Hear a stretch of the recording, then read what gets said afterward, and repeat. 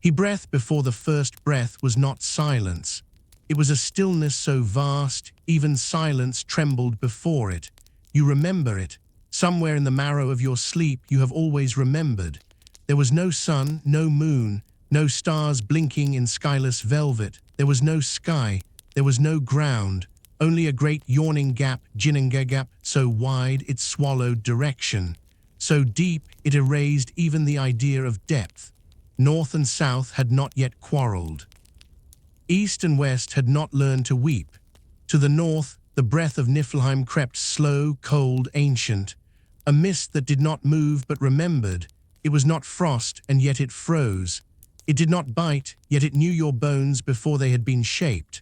And to the south a flame, not fire as you know it, not destruction. Muspelheim glowed like a sleeping heart, molten and rhythmic. Its embers pulsed in the dark like prophecy waiting to be born. The heat did not burn, not yet, but it dreamed of burning. Between them the gap waited, and waited, and waited, a long breath drawn by something that had never known lungs. And when the time was ready, not rushed, not forced, the mist reached toward the flame, and the flame reached toward the mist. They did not collide, they kissed. From that kiss something wept. Not from sorrow, not from joy, but from the sheer relief of becoming. A single drop fell into Ginnungagap, and that drop became more than itself. Warm met cold, and the ice began to melt. It did not hurry, it did not know how. Drip by sacred drip, the frost wept until the weeping became a stream, and the stream became a womb. From that womb life began, not in a scream, but in a yawn. A giant stirred in the melting. His name was not given by a god, for no gods had yet been carved. His name was Yma, and he was vast, and slow, and sleeping even as he breathed. He was the first to dream, and as he slept, from beneath his arms, two more forms slithered into the nothing, shadowed shapes, not yet formed, and yet already angry with the cold. They would become frost giants, children not of parents, but of melted possibility. Time still had no name, but something like rhythm had begun. The mist now knew how to sigh, the flame had learned to hum. And Ginnungagap, the gap, had begun to remember its edges. High above the cold, above the embered breath of Muspelheim, the first winds swirled, not because they were pushed, but because they had heard the weeping below and wanted to dance with it. Below, the frost continued to melt, not in rivers but in pulses. The great cow Orthumbla had not yet arrived. The first gods had not yet licked open their eyes. But already something sacred was moving where before there had only been the ache of waiting. And you, yes, you somewhere beyond stars yet to be born, were curled in the idea of a heartbeat. You who have wandered through timelines and sleepless hours, you who have reached for meaning in a world already burning, you have walked with gods in your dreams because you were there when the dream began. You stood on no ground, you breathed no air, but you watched as the flame met the frost. You heard the weeping, not with ears, with memory, with soul. This is not a story of beginnings. It is a memory of a memory, a place before names where only awe could speak. And now, as your breath slows and the dark folds around you like velvet mist, you begin to remember something you never learned, that the world did not begin in war, it began in wonder. That time did not come with thunder, it came with weeping, and that you were always there where fire met ice and time first wept. Before the world knew speech, before stars blinked awake, there was breath made flesh and sleep wrapped in shape. The frost, once silent, had begun to melt, not quickly, not loudly, but like an old song remembered in dream. From that melting, something vast took form, not built, not born, but revealed. His name would be Yma, but before he had a name, he had a breath that rose in rhythm with the soft weeping of ice. He did not cry, for crying had not been invented. He did not walk, for there was nowhere to go. But he stirred, slowly, grandly, as if the void itself had stretched. Yma was not shaped as you are. He was a world in himself, bones made of sleep, blood made of hush. He yawned, and from the caverns of his arms, Others came crawling, shadows with hunger, kin without language, born from the warmth of his body. You feel it, don't you? That strange knowing deep in your chest. As though your own ribs remember being pressed against his chest in some ancestral breath.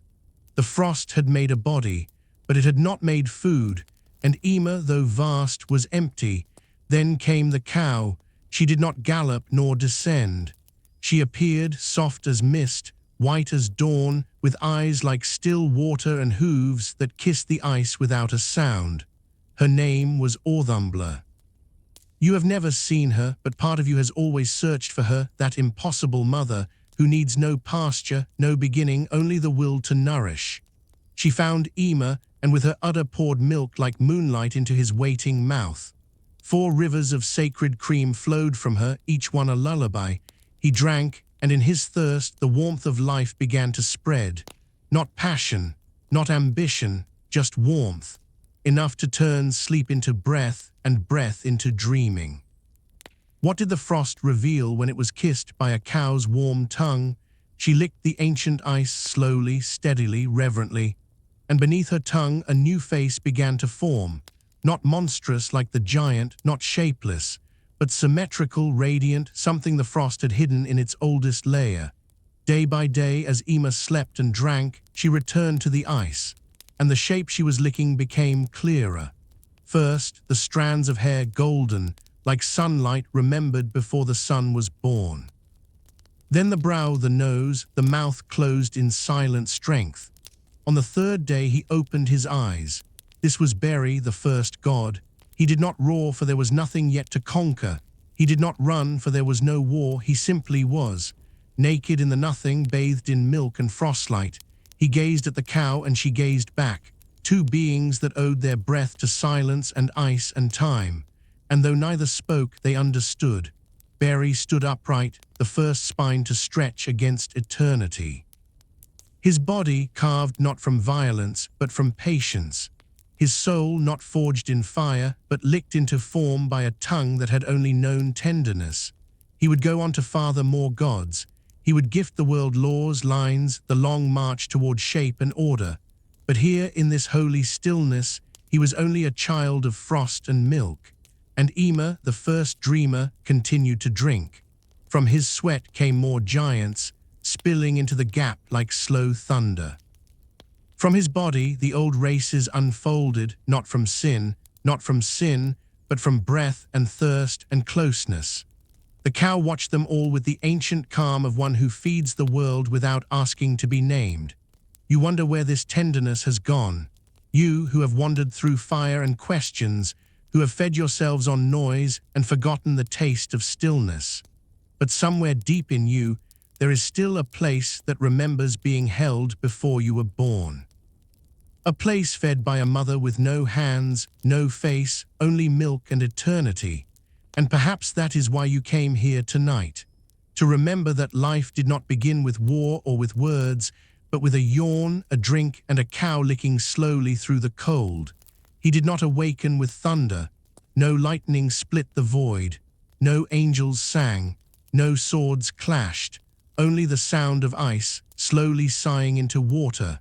Only the sacred rhythm of a tongue against frost. The cow, still and eternal, licked with patience not born of time, but of something older, something that knew no hurry. Her breath rose in clouds, soft as the first breath of dawn, and beneath her warmth the frost began to bloom. It was not fire that shaped him, not violence, but tenderness, a shape forming beneath a gentle touch. First, the hair, golden strands curled like memory. Then brow, cheek, jaw, a face that had waited 1,000 eternities. Remember itself. You know this face, not from your eyes, but from the ache in your chest that longs to return to a time when creation was a quiet unfolding. 3 days, that's all it took. 3 days of sacred licking, each motion a prayer. And then he opened his eyes. Beri, first god, not loud, not crowned. He simply opened his eyes and saw the cow. Did he smile? Did he weep? Or did he only breathe, the first breath taken not in fear but in wonder, when the first god opened his eyes? Who did he dream of? Perhaps he dreamt of you. curled beneath covers, searching for warmth, craving a story older than sleep. He stood but not to conquer, he moved but not to flee. His body was balanced, a harmony of fire and ice, his blood born from silence and shaped by devotion. He touched nothing. There was nothing to touch. He spoke no word. Language had not yet been invited into the world, and yet in his stillness all things were whispered into being. In him was the seed of order, in his gaze the promise of form. He would become the father of the gods, the root of a tree not yet imagined. But in this moment he was only a breath, awake, aware, alone, not lonely, just alone. You understand the difference. You who have wandered through sleepless cities, through digital noise, through questions that come at night and do not come gently. You know the quiet that wraps itself around the soul like the frost once wrapped around Barry's face. And perhaps as he looked into the white expanse, he felt what you sometimes feel when you look into the stars, a stillness so large it nearly weeps. And then, like all sacred beginnings, something moved within him, not a voice, a yearning, not for war, not for dominion, but for connection, for lineage, for the sacred touch of one soul meeting another. From him would come Bor, and from Bor more Odin, Vili, Ve, names that would shape wind and sky, names that would divide and define. But not yet, this was not their moment, this was still his. Barry stood at the edge of becoming and did not rush to cross. He let the silence finish its sentence. He let the frost hum its final note. And you, listening now, can feel that hum. It vibrates somewhere in your chest, just below the grief you cannot name. It tells you that beginnings do not scream. They unfold. They yawn open like eyes kissed by warmth, that you too were shaped by softness. That your awakening, though painful, though cracked, was never a mistake. You, like Barry, were born from the meeting of tenderness and waiting. And though the world now spins with noise, beneath it, this moment still exists. The cow still licks the ice. The frost still melts. And the first god, bathed in the glow of ancient breath, still opens his eyes again and again and again in you. He had no enemies, only descendants. No weapons, only breath. No war to fight, no war to flee. He was Yma, the first dreamer, the first sleeper, the first shape cradled in Ginnungagap's endless hush. He did not ask to be the world, but the world was inside him.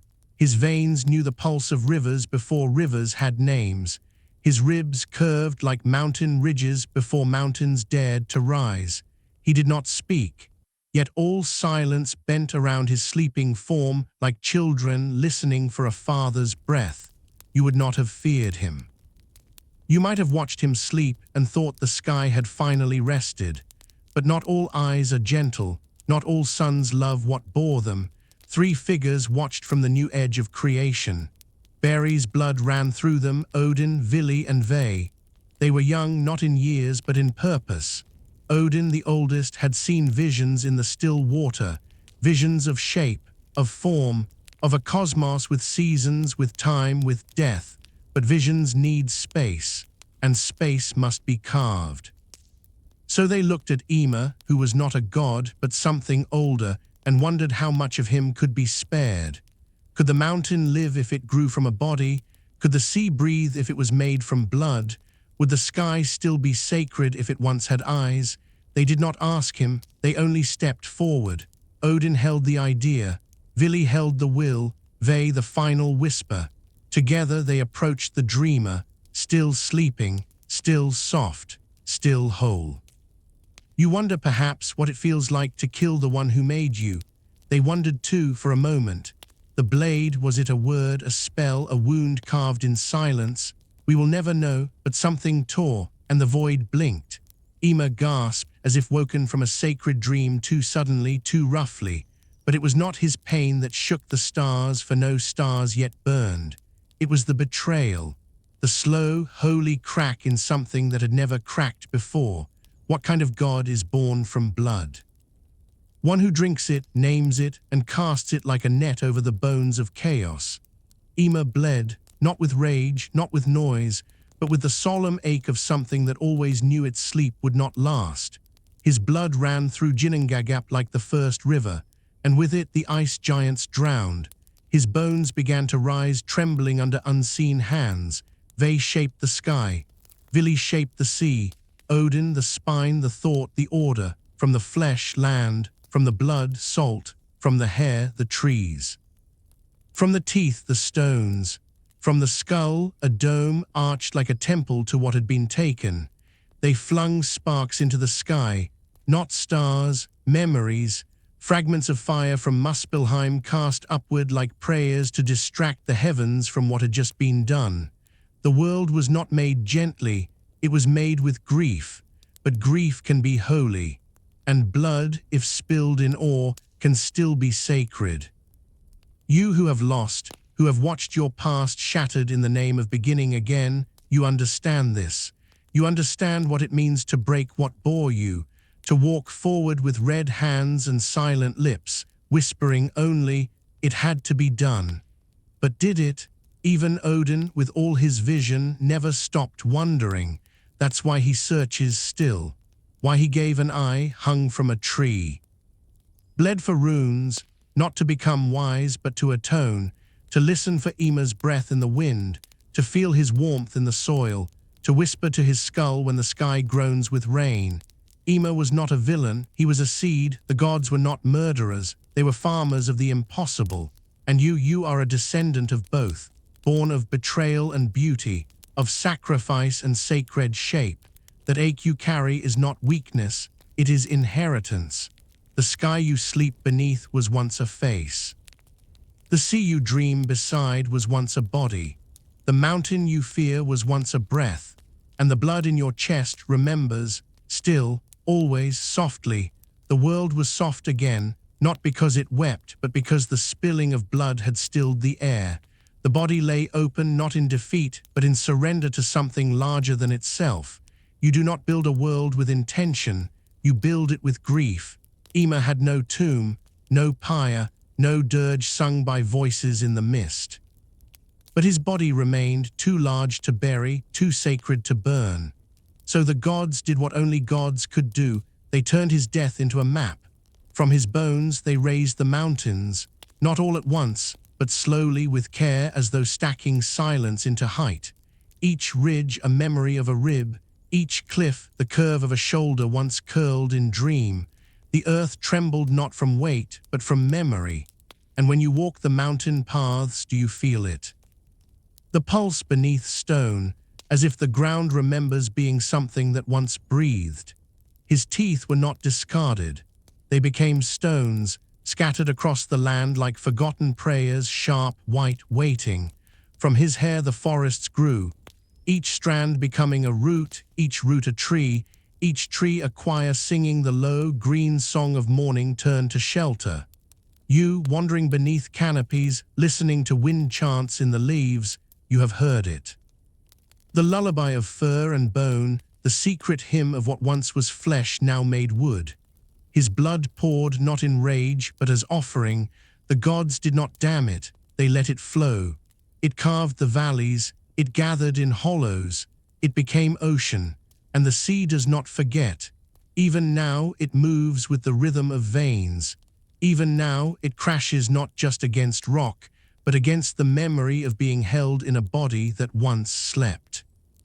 You stand at the edge of the water, and the salt on your lips is not just of tide. It is the taste of something ancient, something that once bled so that you could breathe. And above you, a dome. The gods lifted his skull, a vault so wide, it held the breath of every future sky. They placed it overhead like a shield, like a cradle.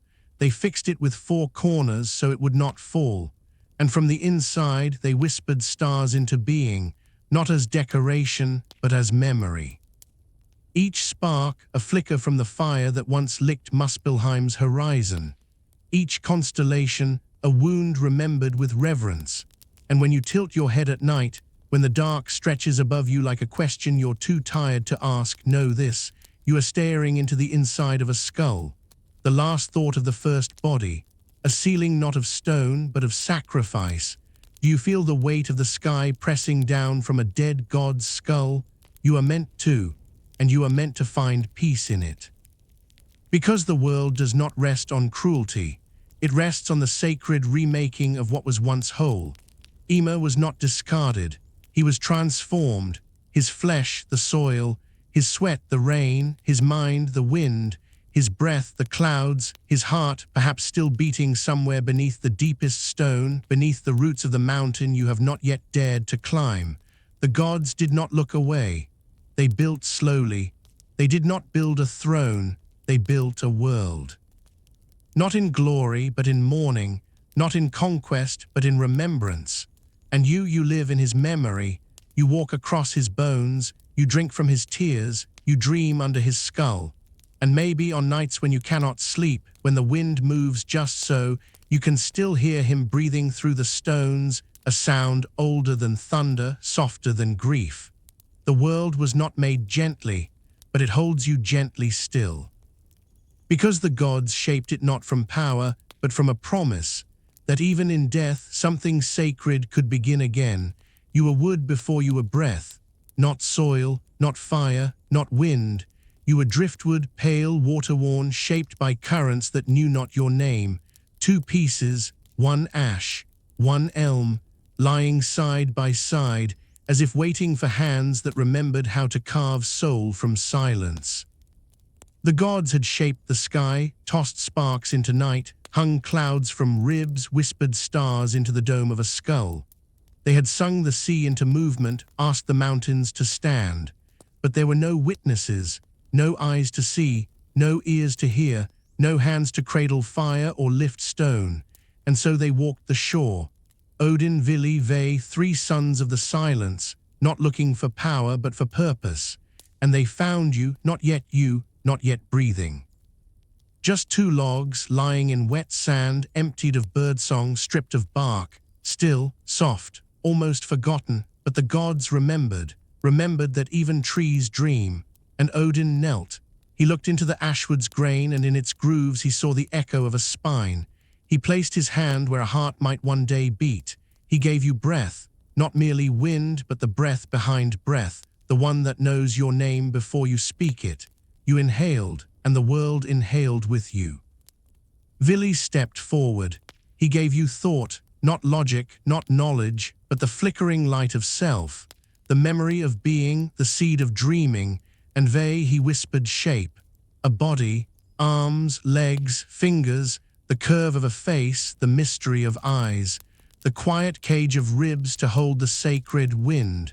And you were not born but made, not pushed into the world, but invited. Ask and Embla, first man, first woman, you twice. And above you Yggdrasil, the world tree, its roots older than time, its branches touching every realm.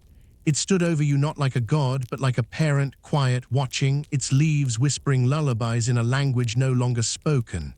Would you recognize the breath that gave your ancestors life? It lives in you, not just in your lungs, but in the spaces between your thoughts, in the pause between heartbeat and silence. The gods stepped back. They did not chain you. They did not name your path. They gave you eyes and let you look. They gave you ears and let you hear. They gave you form and let you wander. And though they carved you, they did not own you. You were made to walk freely beneath the tree that watches all. And perhaps that is why when you touch the bark of an old ash, your hand lingers longer than it should. Perhaps that is why the ocean feels familiar, why you dream of forests you've never walked, why fire feels like memory and wind feels like kin. Because your first cradle was the space between root and sky. Because your first inhale was not air, but ore. You were not made of clay. You were made of wood that had already known drowning. You carry that knowledge still, the resilience of driftwood, the grace of being found. And as you sleep beneath ceilings, beneath stars, beneath fears you can no longer name, there is something in you that reaches for the tree again, not to climb it, not to conquer it, but to rest in its shadow, to return, if only for a breath, to the silence before thought, to the shore where gods once bent and sculpted soul from wet and waiting wood. You are not forgotten. The tree remembers. The gods remember. And in your quietest breath, so do you. It does not grow like your trees do. It does not wait for spring. It does not bloom then fall. It does not fear fire or age or axe. It was already old when the first frost formed. It was already tall before height had a name. This is Yggdrasil, the world tree, the axis of all that is, not metaphor, not symbol, but root and bark and breath, a being that binds the sky to the underworld, life to death, God to mortal. You cannot see all of it. No eye has ever truly measured its span. But you feel it in dreams, in stillness, when the world feels layered and the air tastes like a memory you did not live but still recall. Its roots drink from wells deeper than time. 3, they say, one of wisdom, one of fate, one of frost. The deepest root winds into Niflheim, the land of mist and slow decay. There beneath shadow and hush, it drinks from the well of Virgilmere, where the dragon Nidhogg gnaws at the root with teeth like silence. But the root does not recoil. It endures, it has always endured. Above, the branches stretch, not toward the sun, but toward the sacred. To Asgard, where golden halls echo with songs and warriors dream of death. To Ulfheim, where light is not light, but memory that glows. To Vanaheim, where magic hums in soil and time grows sideways. To Midgard, your realm, your world, a thread among threads, balanced precariously in the middle like breath caught between inhale and exhale, and further still. To the lands where fire walks on 2 legs and giants speak in storms. What does a tree dream when it holds both gods and corpses? You imagine it must hum with sorrow, but no, it hums with balance. It carries the laughter of Asgard and the cries from hell. It cradles both, and neither disrupts the other. Its trunk is the still place between opposites, between knowing and unknowing, rising and falling, becoming and fading. And you are never apart from it. Even now, as your body rests, your soul is reaching, a silent root threading upward toward branches you forgot you grew from. Perhaps you have always wondered why death feels like falling and awe feels like flying. It is because your spirit remembers that it was once bark, once leaf, once ash-dusted limb stretching toward eternity. You were made beneath this tree, not born, but made in the hush of its shade, in the shadow of its wisdom. Each realm, a world within a world. Each root a memory of something deeper, and in its canopy the stars hang not in space, but in the breath between leaves. The stars are not scattered, they are nestled. The sky is not above, it is woven. The gods walk its paths, but so do ravens and deer and winds older than speech. They gather beneath the boughs not to conquer, but to remember, because the tree forgets nothing, not your first breath, not your last thought. Not the song you hummed once beneath your breath when you were too small to name your sorrow. And when the roots shudder, when the branches quake, it is not from fear, it is from carrying too much beauty and still choosing to grow. So sleep now, beneath the leaves you do not see, sink into the root that cradles your soul. Let your thoughts quiet like footsteps on moss. For the tree is holding you still, and even in your forgetting it remembers, it always remembers. You close your eyes and the tree begins to hum, not in sound but in sensation, a low, ancient rhythm rising through your spine, as if the bark beneath the bark knows your name. You are not falling. You are descending gently through breath and root and branch into the realms hidden within the folds of the world. There are 9 places, 9 whispers, 9 reflections of what stirs within you, and each one calls in its own way. Where would you sleep if you could sleep in any realm? Muspelheim burns first. You arrive not by step, but by surrender, as if fire has become a wind, and that wind has opened its mouth to sing. This is the realm of flame, of brightness too old to be named light. It does not rage, it breathes. Lava flows not to destroy, but to remind the earth it is alive. You drift past fire giants who do not see you. Their eyes are stars that never learn to die. They build nothing, yet everything burns in their presence. This is not hell. It is the memory of what you were before you cooled into form. Would you sleep here, in fire that asks nothing of you but awe? Niflheim answers, cold, vast, slow. If Muspelheim is a breath, Niflheim is the moment after. Mist hangs like forgotten thought. It does not sting, it surrounds. Here the rivers of ice flow without sound. The dragon sleeps, curled at the root of the tree, gnawing slowly, not out of hunger, but because that is how endings begin. You pass through its fog, and the silence feels holy, like the hush after grief has left, but before hope returns. Would you sleep here, where sorrow is gentle and has no teeth? Ulfheim opens next, bright not like fire, but like song. This is the realm of the light elves, who walk like beams of memory across leaves that never fall. Their voices do not reach you through ears, but through the part of you that believes in beauty even when the world forgets it. Their halls are grown, not built. Their hands shape nothing, because their very presence makes all things bloom. There is no time here. Only the pause between heartbeats stretched into eternity. Would you sleep here, where your dreams are gardens and your breath is the wind? Svartalfheim follows, deeper, darker, glowing from within. The dark elves do not call you, but they do not close their gates. Here hammers echo in caverns of stone, not harshly, but rhythmically, like a heartbeat you had forgotten to count. They shape from the silence, rings, chains, swords, secrets. Their realm is not ugly, it is dense with meaning. And every shadow is honest. Would you sleep here, where what is forged in the dark shines brighter than light? Midgard, your world, cradled in the middle of all things. Here everything balances, joy and grief, birth and decay, longing and belonging. It is not perfect, it does not pretend, but it breathes like you. The wind here is known to you. The rivers call you by your waking name. The trees hold stories with your scent in their bark. Would you sleep here, where your body belongs even when your soul forgets? Jotunheim thunders in, the realm of giants, ancient and wild, untamed not by malice but by memory. Here mountains walk, here voices shake valleys, here the earth remembers when it was still being born. The air is sharp with truth. There is no illusion, only force and the grace that comes with it. You are small here, but you are not less. Would you sleep here, beneath the footfall of the world as it walks across its own spine? Vanaheim unfolds sideways, a realm not of force but of flow. Here magic sings in rivers. Here dreams are traded like seeds and time folds like cloth. The Vanir do not speak with mouths but with presence, and you feel it, the softness of wisdom that comes from letting go. Nothing holds too tightly here. Everything dances, even in stillness. Would you sleep here, where peace hums in your bones like water long held in thirst? Asgard, golden, glittering, not with wealth, but with presence.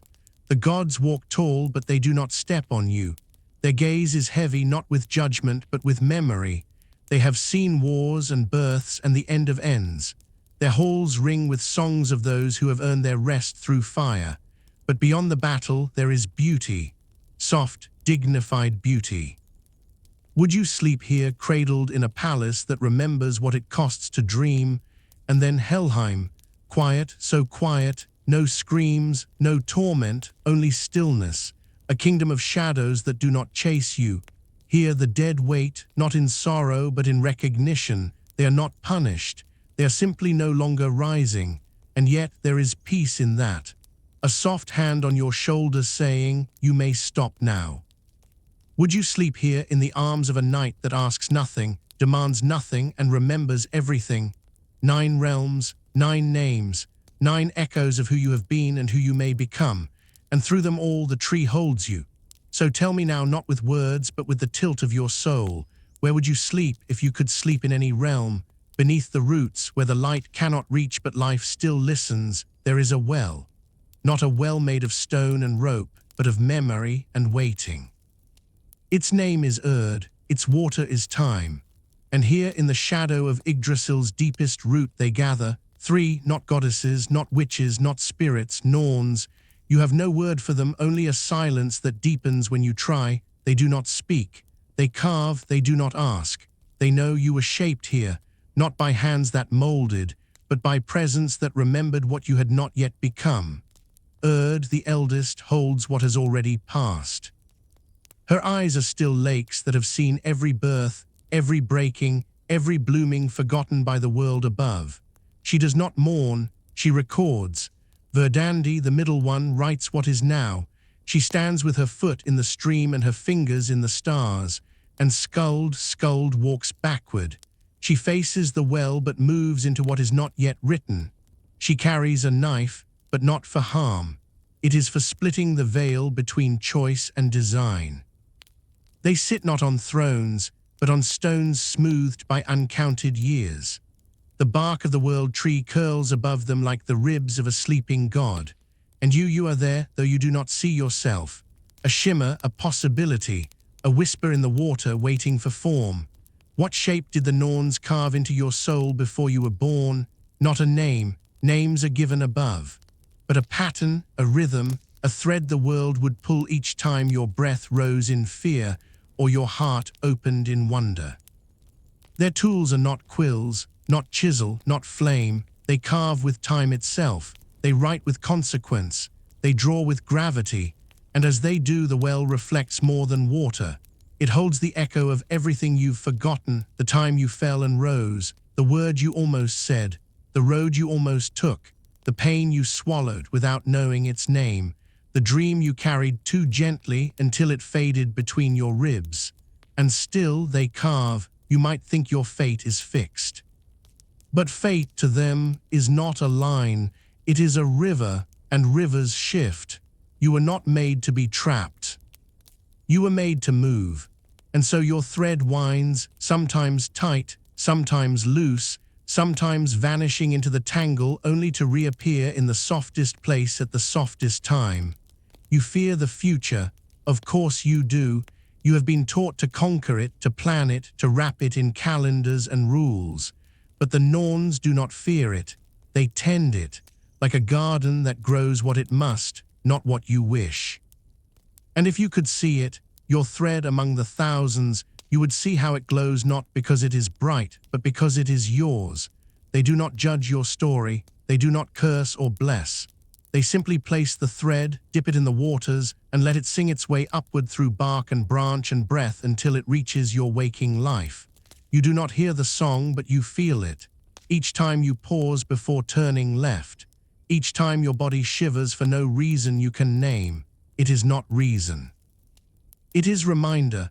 You are part of something woven beneath stars, carved beneath roots, and even your silence is written, so sleep.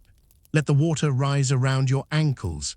Let the threads braid themselves in the dark. There is no need to choose now. The choosing has already begun long before your first cry, long before your first fear. The well remembers, the tree carries, the Norns continue. And you are exactly where you were always meant to be. There comes a time when looking is not enough. When the world blurs not from distance, but from knowing too little. You feel it, don't you? That ache behind your eyes, not from light, but from longing, longing to see beneath, within, before. Odin felt it too. Though crowned with storms and cloaked in ravens, though his voice could bend warriors and his spear could silence kings, his soul still searched. Not for power, not for gold, but for sight, sight that pierced veils, sight that tasted silence, sight that unraveled the threads behind the tapestry of all things. And so he came to the roots of the world tree, to the place where Mimir kept his well, not just water, but memory steeped in shadow, a pool that did not reflect but revealed. It did not shimmer, it hummed, softly, like a voice inside your ribs you forgot how to answer. Mimir waited beside it, a guardian but not a gate. He did not guard the wisdom. He waited to see who would pay its cost. And Odin asked, not with words but with presence. The way you do when you kneel before the unknowable and offer everything you thought you needed. Mimir did not speak, he only pointed. And Odin understood. One eye, not just sight but perception, not just flesh, but the twin of what he used to judge, to rule, to measure. Would you blind one eye to truly see the soul of the world? He reached into his face and gave it, not in agony, but in surrender. He laid it on the altar of the well and leaned in with the one that remained. And what he saw was not light, it was weight, the weight of all that had come before, coiled around the now like roots twisting around stone. He saw choices not yet made vibrating in the air like song. He saw the endings of wars whose beginnings had not yet been spoken. He saw the dead and the almost born passing each other in silence just beyond the veil. He saw himself, not as king, but as question, and he did not weep.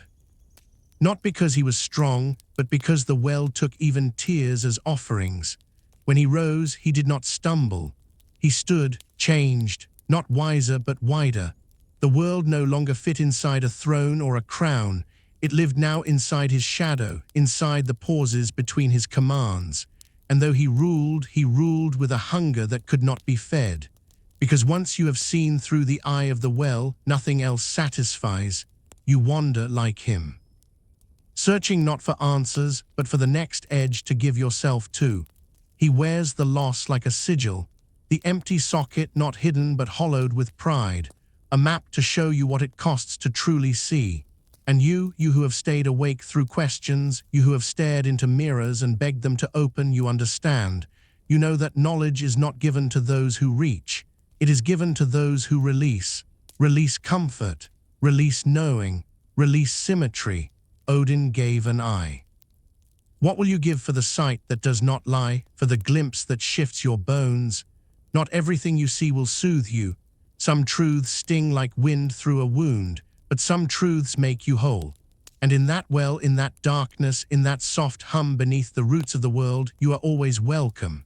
Bring your question, bring your trembling, bring your thirst, but leave one eye behind. It is the only way. You have known pain, but not this kind. This is not the wound that heals. Not the hurt that fades. This is the wound that speaks, that opens the soul not to release suffering, but to make room for knowing. And he, Odin, the All-Father, the Wanderer, the King, chose it, not for glory, not for praise, but for runes, symbols older than the voice, older than script, older than fire whispered to the first flame. They were hidden, not in stone, but in silence, not written, but waiting, waiting for one who would die without dying, blade without screaming. Hang not in punishment, but in prayer. And so he came to the tree, Yggdrasil, the world tree, the sacred spine of the cosmos, its roots deep in death, its crown tangled in light, its middle wrapped in memory. Odin came alone. He did not bring soldiers. He did not summon thunder. He brought only the rope, and the will he climbed. Higher than breath, higher than thought, and then he fell. But the fall was chosen, a leap into silence, a descent into something older than fear. He hanged himself by his own hands, by his own vow, sacrificed to himself. For 9 nights he swayed, no bread, no drink, no comfort from the ravens, no whisper from the gods, only the wind. What would the wind whisper to you if you bled for 9 nights on the tree of death? It whispered to him, not in language, but in rhythm. Not in sound, but in stillness. Each night the bark pressed into his back like runes unspoken. Each night his breath grew thinner, his heart beat slower, his mind wider. Stars flickered, clouds passed like forgotten thoughts. His eye gone, his voice silenced, his body emptied of power. But the tree held him, not gently but wholly. And in that holding something ancient opened, the runes not taught, not revealed, but remembered as if they had always been waiting inside his blood. Lines, curves.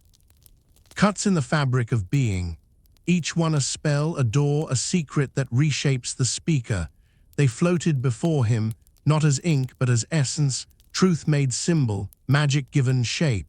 And he saw that language is not speech, it is creation, that to name is to shape, to carve is to bind, to write is to wield, and he wept, not with eyes but with soul, because knowledge is not light, it is weight, and he now bore it 9 nights, each one a grave, each one a birth. He died and died again and again and again, until there was no Odin left but the one who knew the shapes of the sacred.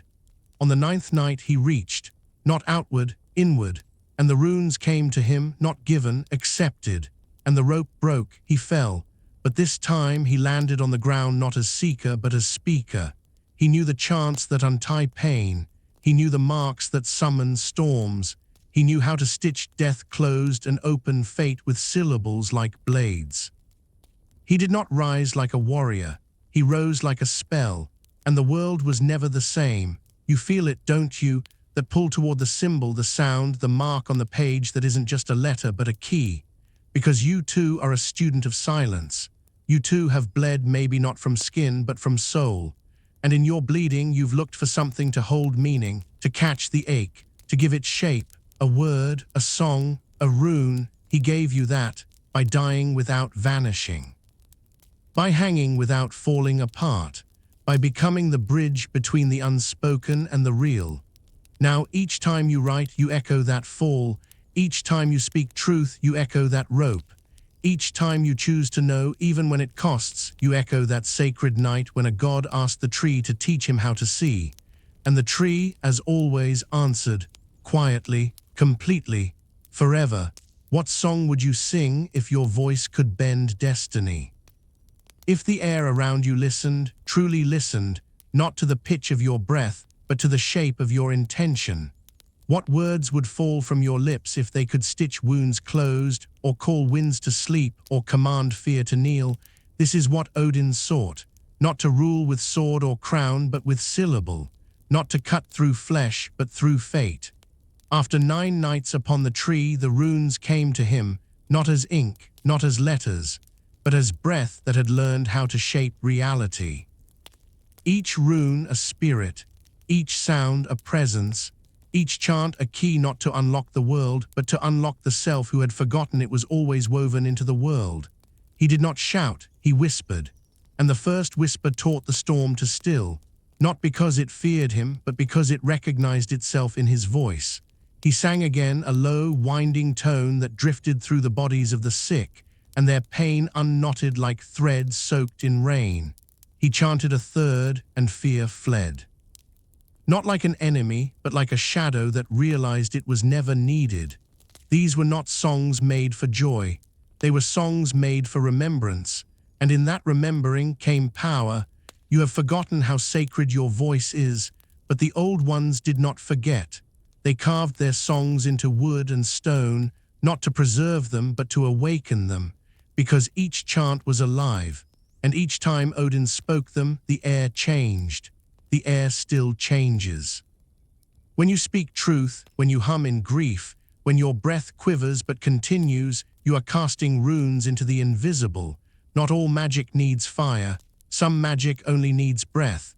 He learned 18 songs, or so they say, but the number doesn't matter. What matters is that each song had purpose. One to heal, one to bind, one to release, one to open, one to remember the name of a thing long buried. He knew how to raise the dead, how to cool a blade in battle, how to stop a spear in flight, how to make a man forget his own name, and how to return it, because language is not just for speaking. It is for creating, it is for freeing, it is for becoming. Odin didn't sing for praise, he sang to weave, to repair the tears in the fabric of what had been lost. And the tree remembered. Yggdrasil, whose bark still holds the echo of his 9-night chant, trembles softly each time someone sings with purpose. So what would you sing if you could remember the old tongue? If you could stand beneath the world and pour your ache into a pattern that split the chains you didn't know you wore, maybe you already have. Maybe your quiet humming at midnight, your whispered prayers, your wordless weeping, maybe they were spells, not failures. Maybe you've been casting since before you knew the name for it, because the magic was never locked away. It was waiting, in your chest, in your breath, in the way your voice breaks when you're trying to be strong.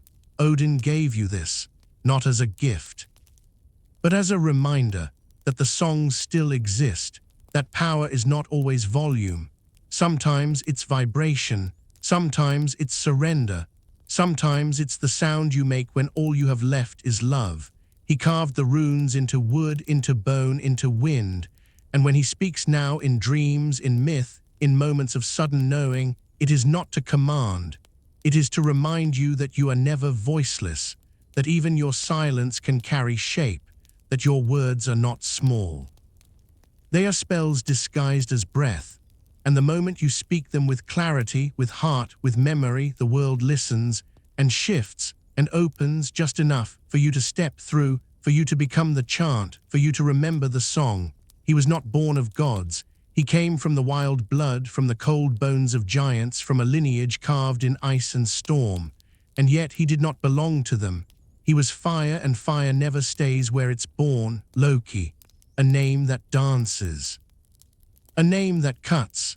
His eyes never rested. They flickered like embers, searching not for truth, but for the spaces where truth cracked open and let in something stranger. He was not what you wanted, but he was always what you needed. Can you love a soul made of lies and lightning? He walked through Asgard as if it were borrowed, as if he were already planning the story he'd tell later, the one where the gods become the punchline. And yet they welcomed him. Odin called him brother. Not from blood, but from shadow, for even the All-Father needed contrast. Even the wise need someone who whispers, "What if you're wrong?" Loki's tongue could split iron, could turn war into comedy, could twist a king's edict into a child's riddle. He laughed in the halls of order and made the walls tremble, because he knew something the others feared, that the world is not made of lines. It is made of smoke and mirrors and masks, and he wore them all. He was wolf and wind, mare and man, mother and madness. You never caught him because he never stopped becoming. And still he stayed with the gods. He saved them as often as he ruined them. He tricked giants into surrender twice as fast as he tricked gods into shame. And through it all he smiled, a smile that didn't ask for trust, only attention. You felt it, didn't you? That part of yourself that flickers, that doesn't fit, that doesn't explain. The part that others misunderstand, but you cannot tame. Loki is that part. He is not evil. He is not good. He is motion. And motion is sacred. He burns not to destroy, but to reveal. And what he reveals is often what the gods tried to bury. He says the thing you fear to think. He does the thing you'd never dare, and then grins as the heavens react. But under the grin is a wound. And under the wound, a fire that never learned to rest. You may not trust him, but you cannot ignore him. He is the whisper that asks if the path is truly yours. He is the glance in the mirror that does not blink when you lie. He is the spark inside you that says, "There's another way, even if it breaks everything." He danced with Thor, drank with Odin, played tricks on Freyja. They banished him and they brought him back, because even gods need chaos to remind them they are not the center. And Loki, he carried that chaos with elegance, with rage, with laughter that echoed too long. He was not safe, but neither was the truth. And perhaps you need him now, you the misunderstood, the bright one who sees sideways, the clever one who speaks too much truth in rooms too quiet. You are not broken, you are burning, and like him you belong to both fire and frost, to silence and storm. To the gods you challenge and the giants you deny. Loki walks beside you, not to guide, not to trick, but to remind you, you do not need to be one thing. You can be flame and ice, joy and sorrow, wound and wonder. And if they do not understand you, that is their mirror to break, not yours. You do not need to explain why you shine the way you do. You only need to keep burning. Because sometimes the one who brings ruin is the only one brave enough to tell the truth. And sometimes the flame they feared was the light they prayed for but could not name. They were not meant to be feared. But fear came anyway, not as a sword, but as a whisper in the hearts of gods. Loki, the shapeshifter, the flame that laughed where others wept, had children, not the kind you cradle in your arms, not the kind that grow quiet when sung to, but the kind that change the shape of the sky. What happens when the gods fear the children of their own fire?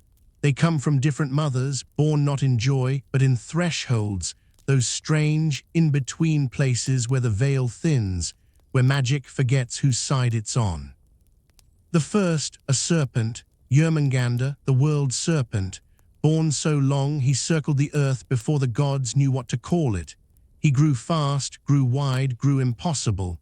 And the gods looked down and saw the oceans shifting, the coastlines curling with every breath he took. So they cast him into the sea not out of cruelty but out of fear. He sank but did not vanish. He coiled around Midgard like a second horizon and waited. You've heard his voice in thunder. You've seen his spine in the wave that breaks without reason. He dreams in salt, and one day he will rise.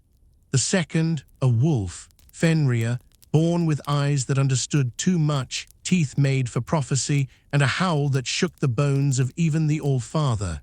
He played like a pup in the gardens of Asgard, chewed the bones of heroes like they were toys. They fed him and watched him grow, but gods are not known for trust, and they listened to the whisper that said he would one day swallow the sun, so they tricked him. They wrapped him in chains, each one stronger than the last. He broke them, until they forged a ribbon, Gleipnir, woven from 6 things that do not exist. A woman's beard, a fish's breath, the sound of a cat's footfall, the roots of a mountain, the sinews of a bear, and the spittle of a bird. Soft as silk, cold as fate. They brought it to him as a game, a test, a lie. He did not resist the binding. But he asked, let one of them place their hand in his mouth as a promise. Only Tyr stepped forward. You remember Tyr, the god of law, and when the trap snapped shut, so did Fenrir's jaws. Tyr lost his hand, but the gods lost something deeper. Fenrir lay bound beneath the earth, howling a lullaby that cracked the hearts of stone. He waits still, each breath a countdown. The third a girl, Hel, half beautiful, half dead. One side a blossom, the other a corpse. She did not scream. She simply looked and was looked away from. Odin saw her and saw too much. He cast her down, not in punishment, but in dread, down to the realm of the forgotten, and there she became queen, not of fire, not of torment, but of stillness, of the dead who died quietly. She builds no throne, she builds rest. And when you sleep too deeply, when your breath stutters in the middle of the night, when your dreams taste like ash, it is hell passing by. Loki's children, each one a reflection of the world's discomfort with what it cannot control. They were not evil. They were born wild, wide, woven into the architecture of endings. You understand them, don't you? You who were told your shadows were too sharp. You whose grief frightened those who loved you. You whose power came too soon, too fast, too strange. You are not broken. You are the wolf who remembers the taste of truth. You are the serpent curled around the edge of what is safe. You are the girl who built a kingdom from exile. And the gods, they do not always know what they fear, but fate does. Fate coils, fate waits. Fate is not cruel, fate is hungry. And one day when the sky tears like cloth, when the sea lifts its belly, when chains snap and silence opens its mouth, they will rise, not to destroy, but to finish what was begun. To remind the world that even the unwanted have a place in the song. And so do you, even if your shape frightens them. Even if your howl breaks the sky. Even if your name is spoken only in warnings, you are still sacred, still part of the story, still rising. He did not always wear a crown of mischief. Sometimes he wore a body that didn't belong and made it sacred. To stop a builder from breaking the order of the gods, Loki became something other than himself. But the word himself does not fit here. Not anymore. Would you become the opposite of yourself to protect your people? Would you shed name, form, skin, and silence your voice so the world might stay in rhythm? He did. They say it was just a trick, another joke, another lie, another turn of the flame in the wind. But there was no laughter in the choosing. There was a builder, a giant, tasked to raise the walls of Asgard. And the gods, believing themselves clever, swore an oath. He could claim the sun, the moon, and Freyja if he finished before the last light of summer faded. He brought with him a horse. But not a horse, a beast, a stallion named Svadilfari, stronger than 10, faster than wind, wiser than silence. And he built, stone upon stone, wall upon wall. The gods watched, they muttered, they feared, they turned to Loki, and Loki watched and nodded and said nothing, until the final night when he disappeared.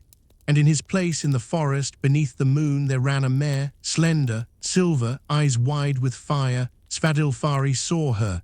He left the stones behind. The builder cried out. Gods looked away, and the mare ran. She ran through shadow, through frost, through root and fog, and the stallion followed, spellbound, enchanted, lost. She led him far, she led him deep. And when the dawn came, the wall was not complete. The giant raged. The gods struck him down, and order for a while was saved. But in the quiet days that followed, the mare did not return. Loki was gone, not in body, in becoming, because becoming is not a costume. It is not a mask. It is a surrender. And Loki, having worn the shape of the opposite, having taken it into his breath, into his bones, into his blood, became more than trickster. He became vessel. He bore a child, not in pain, in purpose. And when the time came, he gave birth to something the gods could never forget. Sleipnir, a horse of 8 legs, faster than lightning, surer than prophecy, strong enough to carry Odin himself across the 9 realms, born not from union, but from necessity.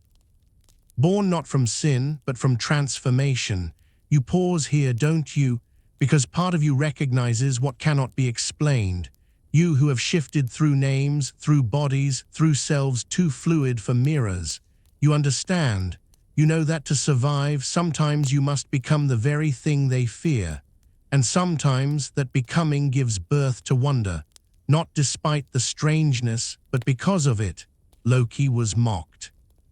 Whispered about, shamed, but Odin never rejected the child. He took Sleipnir, rode him across storm and sky into battle and dream, because truth once born cannot be ignored, even if it wears 8 legs, even if it comes from a story too soft to tell in the daylight. So what happens when the shapeshifter wears a mare's skin? The world does not end, it expands. And perhaps so do you. Perhaps you are not oneself but many, not fixed but flowing, not defined but divine. And maybe the body you wear tonight is not the same one you'll wear tomorrow, but it is holy, and it is yours. So rest now, knowing that even the gods have been both mother and flame. Even the trickster has carried life in his belly. Even the wildest one among them once ran through moonlight to save the sky. And from that running, a gift was born, unexplainable, unrepeatable, unshakably real, just like you. He was born of fire and prophecy, but not with teeth bared. Was born as all things are soft, Fenrir, the son of Loki, the child with jaws meant to unmake the sun. But before the hunger, before the howl, before the chain that would name him a threat, he was just a pup, small, breathing, blinking. Would you cradle the child destined to destroy you? They did, the gods of Asgard, all-wise, all-knowing. They held him in their golden hands, watched him stumble across stone floors, watched him yawn beneath red clouds as if he were harmless. He licked their fingers. He followed their feet, he slept at their hearth, and for a time they forgot what the seers had said, that this child would one day swallow Odin, that his breath would crack the bones of the world, that his voice would call down twilight. But prophecy does not sleep, and fear grows faster than affection. Even in the halls of gods, he grew not like other beasts, not like wolves who stretch and hunt and learn restraint. He grew like storm, like hunger given form. He grew until he could no longer fit in their silence. His eyes became too deep, his shoulders too broad, his steps too heavy, and the gods stopped petting him. They stopped laughing when he snapped at birds or chased shadows. They stopped calling him child, they called him fate. And that was the beginning of the end. They fed him still, meat piled high like offerings, but they watched him from a distance. He knew, of course he knew. Children always know when love has turned to strategy. And somewhere deep in that great chest, a sorrow began. You have felt it. The sorrow of being seen not as what you are, but as what you might become, of being feared while still reaching for a hand.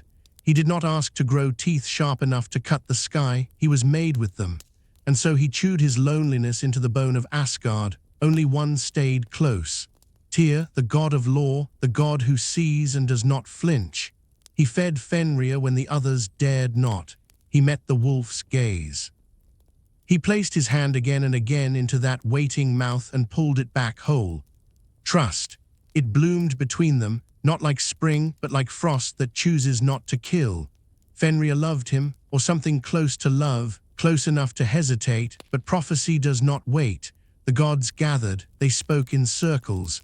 They whispered the word bind, not now, not later, before he could become what they already believed he was. They forged chains, brought them to him with smiles, lied. Play with us, they said, let us test your strength.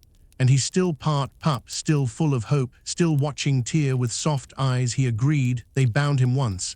He broke it, they laughed. He wagged his tail, they bound him again. He snapped it, they clapped. He roared with pride, and then came Gleipnir. The third chain, the ribbon that shimmered like a spider's dream, so thin, so weightless, so final. He narrowed his eyes, something inside him stilled. This was no game. I will only let you, he said, if one of you places their hand in my mouth, as a sign that this is not betrayal. Only Tyr stepped forward. He did not blink, he did not plead. He placed his right hand between those terrible jaws and nodded, and the gods bound the wolf. The ribbon tightened, Fenrir writhed, the sky cried, and when it was clear that they would not unbind him, he bit, not out of rage, out of law. Tyr lost his hand. The gods lost a friend. And Fenrir lost trust. He roared, the mountains shook, the seas trembled. The wind learned a new name for betrayal, and they buried him, deep beneath stone and spell, mouth muzzled, limbs stretched, eyes open. He does not sleep, he waits, because prophecy is patient, and fate, once feared, only grows stronger in the silence of chains. And you who have been bound for being too much, too soon, too strong, you understand him. You who were held close only until you became inconvenient. You who were named dangerous for speaking truth. You know what it is to be raised in golden rooms only to be caged by those who said they loved you. But love that binds is not love, it is fear in disguise. And still, like Fenrir, you wait, not for revenge, but for the moment when the chain snaps. When the lie collapses, when the sky calls your name not in warning, but in wonder, you will rise, as he will rise. And the world will remember what it tried to forget, that even fate, when feared, becomes a beast, but when honored, becomes a god, and there are lies that hold the world together. You are taught to tell the difference, but what if there is none? What would you sacrifice to uphold a prophecy you fear? The gods feared the howl more than the wound, feared the breath of the wolf more than the blade, feared the truth that fate once whispered cannot be unwhispered, and so they wove a lie. They forged Gleipnir, the chain that looked like silk but sang like sorrow. It was not made of iron, nor of fire, nor of mortal things. No hammer shaped it, no forge endured its making. It was spun of what cannot be held, the breath of a fish, the footfall of a cat, the roots of a mountain, the beard of a woman, the sinew of a bear, the spit of a bird. 6 things no one believed existed, 6 lies braided into truth. That was the lie they offered the wolf. A game, a challenge, a ribbon for a ribbon's sake. And Fenrir watched them, watched the gleam in their eyes that was not play. Watched how their fingers trembled just enough to betray the depth of their dread. He did not growl, he did not strike, he asked for one thing. If this is only sport, he said, voice low and vast, then place your hand in my mouth, not as threat, as covenant, because even beasts know the scent of betrayal. Only one stepped forward, Tyr, the god of laws, the god of hands, the god of silence kept when truth feels too sharp to bear. He looked at Fenrir and did not blink. He placed his hand into the darkness of that waiting mouth as if it were an altar, and the gods bound the wolf. You could hear the lie tighten like breath before grief. The ribbon shimmered, not with light but with guilt. Fenrir pulled, once, twice. The mountains trembled, the sky flinched, but the chain did not yield. And the silence that followed was not peace, it was shame, for they had raised him, had whispered lullabies into the ears of his youth, had fed him meat with laughing hands until the meat became mercy and the laughter was replaced by prophecy. Still the lie held, but Tyr's hand did not. The wolf bit down not in fury but in balance, a price for trust betrayed, A god's honor bled for peace, and the world turned a little longer because of it. You remember what it is to pay for what others fear. You remember the chains woven from your silence, how they asked you to play as they shackled your becoming. You remember placing your heart in someone's palm, only for it to be measured against prophecy. And still you did not bite, not at first, but even silence has teeth. Fenrir was not just a beast, he was a mirror, of every child unloved once they grew strong, of every friend betrayed by what could not be faced. He did not roar when bound, he did not scream, he lay down beneath the weight of the chain they called peace, and in the quiet he waited, for there are two kinds of waiting. One is surrender, the other is memory. Fenrir remembered, the scent of Tyr's skin, the taste of that final moment, the cold of the chain that promised safety through sacrifice. He remembered how they feared what they made but never questioned why they made it at all. You too have been a prophecy. You too have felt others try to bind you with soft hands and kinder lies.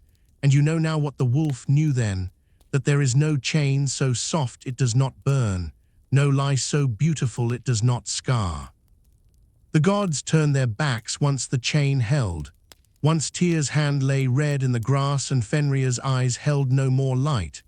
But fate turned with them, for prophecy does not end with a chain. It waits, it ripens, it watches.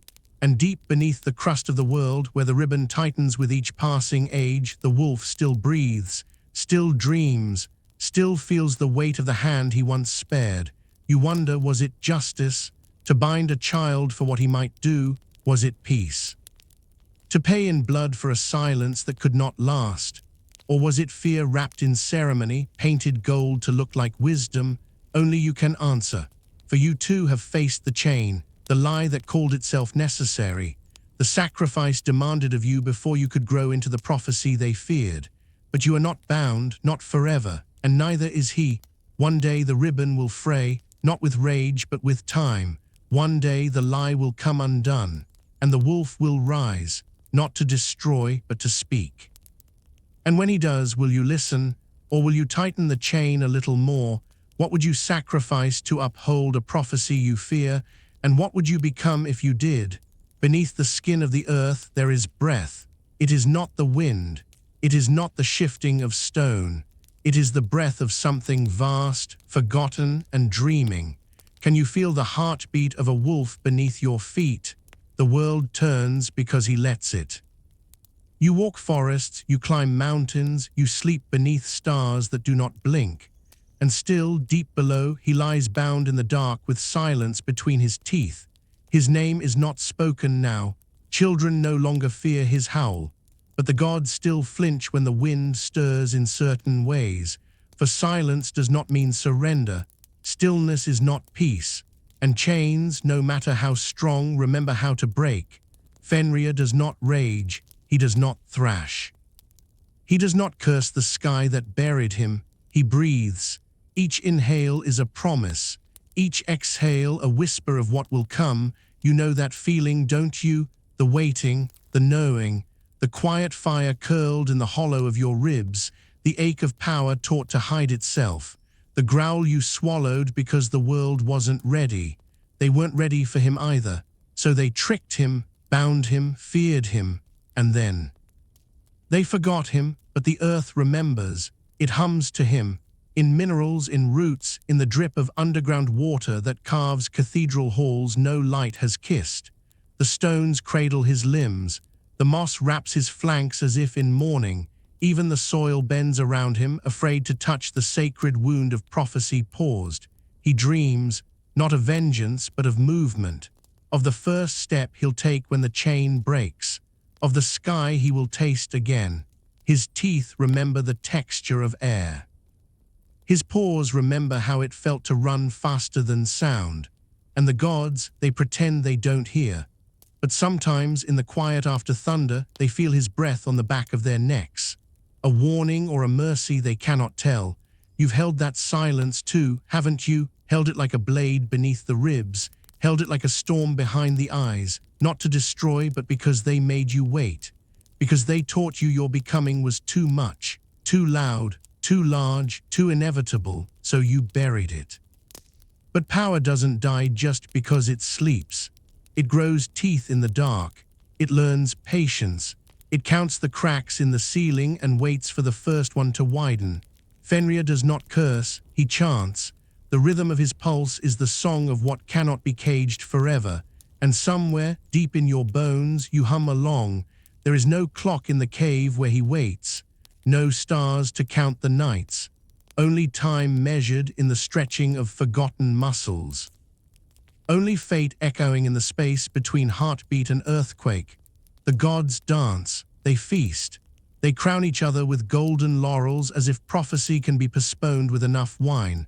But their laughter rings hollow in halls where shadows cling a little too tightly.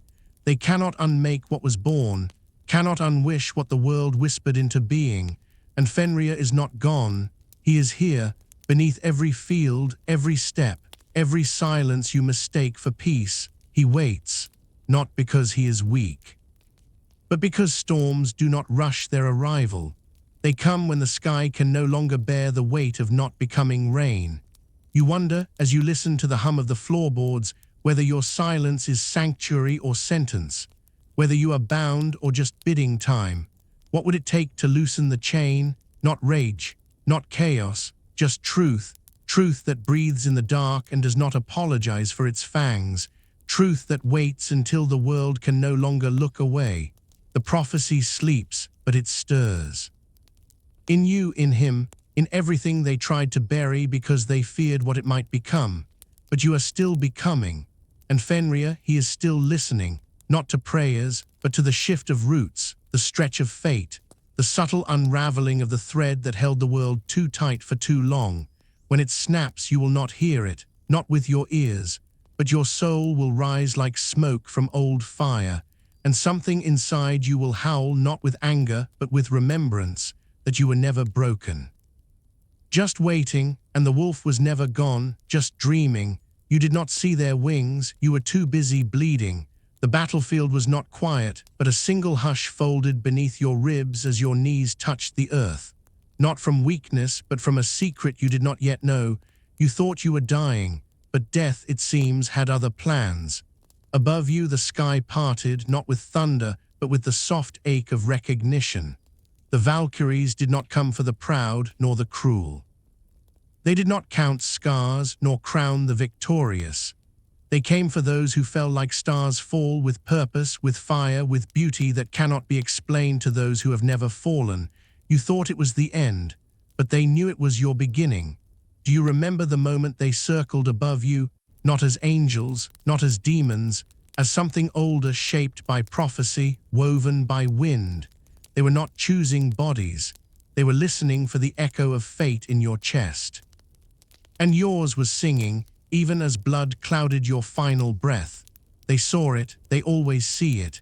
You were chosen not for how you fought, but for how you surrendered, not to fear, but to something greater than survival. A cause, a whisper, a world you knew you wouldn't see. And still you lifted your blade as if it were a prayer. They remember that. They do not forget those who fall with grace. You didn't rise from the battlefield, you floated. Between realms, your spirit climbed through veils of mist and forgotten names.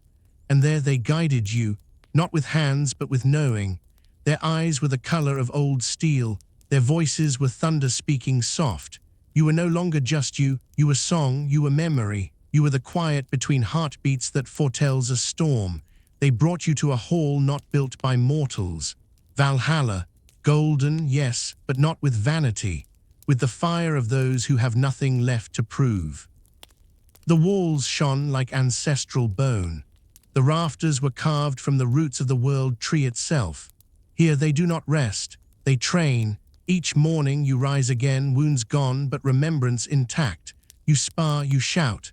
You feel the old rhythm of your breath becoming sword, your silence becoming shield. Then you feast not to forget, but to remember the price of the day. And when night falls, you do not sleep. You dream with your eyes open, because war is coming, not just any war. The war, the end of ends. Ragnarök. Odin does not speak often. When he passes through the hall, the air stills. His one eye sees through you as if to say, yes, you are the seed I planted. Yes, you are the echo I waited to hear. You were not raised for rest. You were gathered like flint and firewood and rain before a flood. Even your fall, especially your fall, was part of the pattern. And now you are not alone. You are surrounded by others who thought they were broken until they were brought here. You see them. Eyes that once blinked in terror now sharpen in focus. Hands that once trembled now lift hammers like hymns.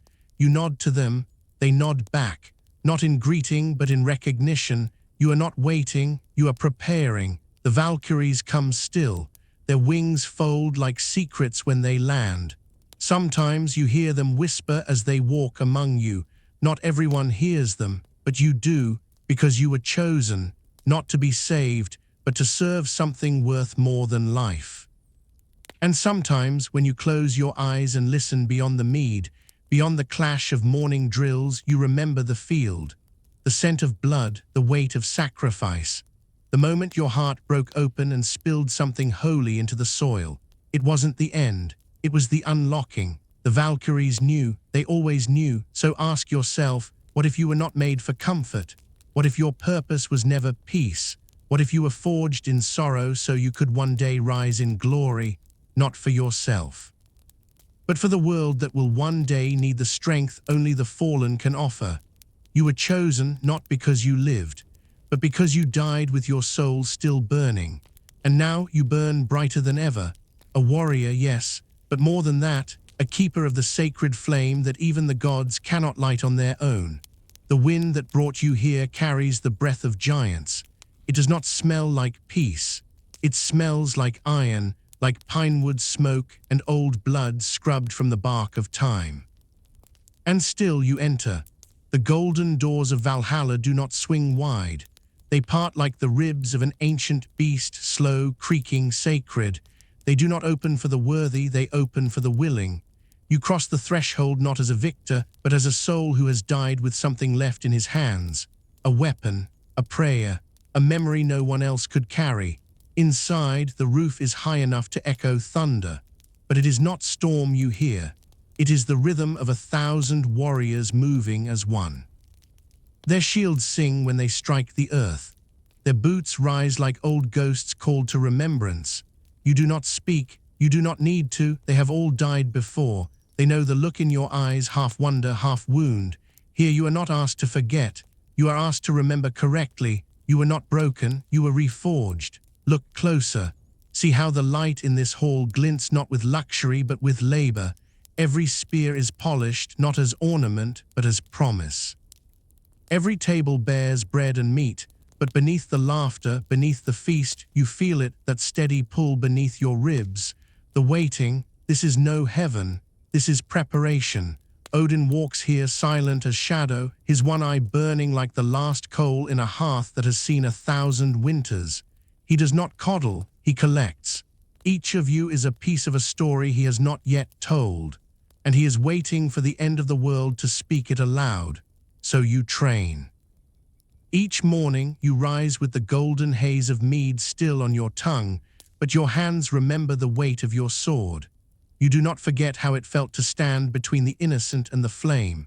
You do not forget why your death was not a loss, but a legacy. Here you fall 1,000 times, and rise 1,000 more. You learn the rhythm of the hall, how the air shifts when a new soul arrives, how the warriors pause as if hearing a note only the brave can hear. You find your brothers, your sisters. Those whose names were once only stories to you. They clasp your forearm and pull you in, not with softness, with belonging, because here you are not judged by what you became, but by what you gave. There is no rank, no envy, only rhythm. You bleed together, laugh together, drink together. And at night you do not sleep, you listen. For even now, in this hall where death is undone, you know the day will come when none of this will be enough. The sky will crack. The roots of Yggdrasil will shiver. The horn will sound, and every wound you thought had healed will burn anew, not with pain, but with purpose. You will rise with the others. You will shoulder your shield as if it were your name. You will walk not into battle, but into prophecy. And you will not be afraid, because you have already died. And this time you are ready, But until then, you train.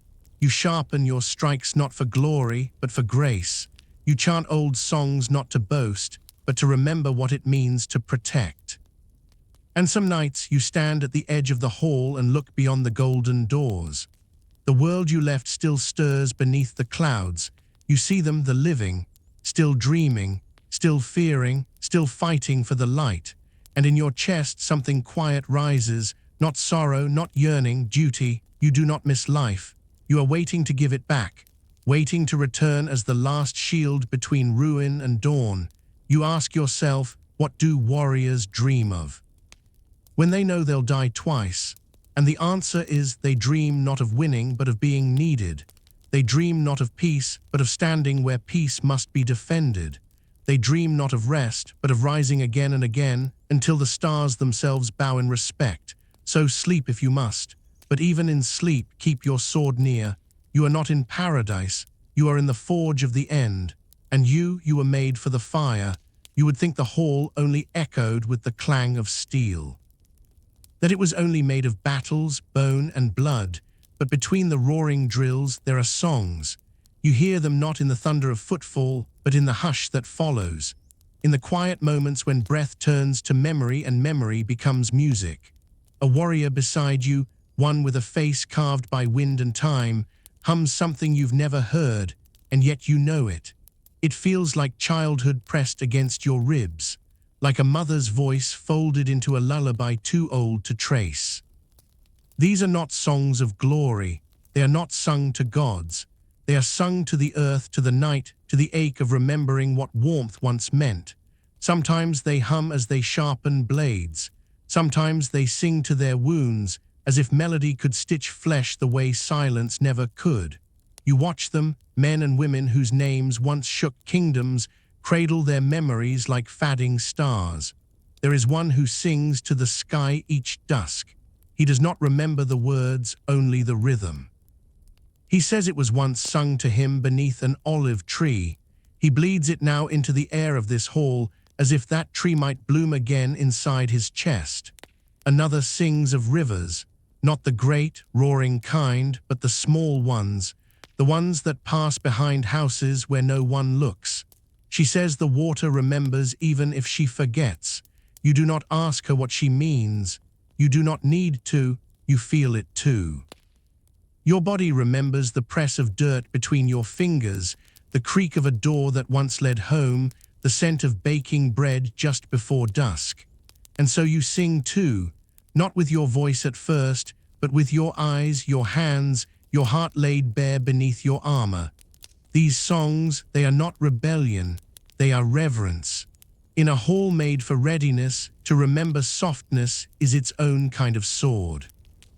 To recall the touch of a child's hand or the way your father's voice cracked when he said goodbye, this is sacred too. You begin to see it everywhere, carved into the backs of shields, small names, small prayers, etched not for battle, but for memory. One man polishes his blade each night and whispers a story to it. He says the metal listens, that it carries the tale when his own mouth forgets. Another braids her hair in 3 strands, one for her mother, one for her sister, and one for the silence between them. And through it all songs, some only hum, some chant in tongues so old the air itself strains to hear. Some rock as they sing, as if holding a child who is no longer there. And yet they do not weep, not because they do not feel, but because they have sung their grief into gold. They have poured it into the hearth of this hall until it glows with a warmth that even Odin's eye cannot name. You begin to wonder, is this why they were chosen? Not because they struck hardest, but because they remembered deepest. Because in death, they refused to forget what it meant to love something fragile. You begin to feel your own memory stir, a face, a hand, a promise spoken beneath stars that no longer shine. You close your eyes and let the song come. It is not perfect, it is not strong.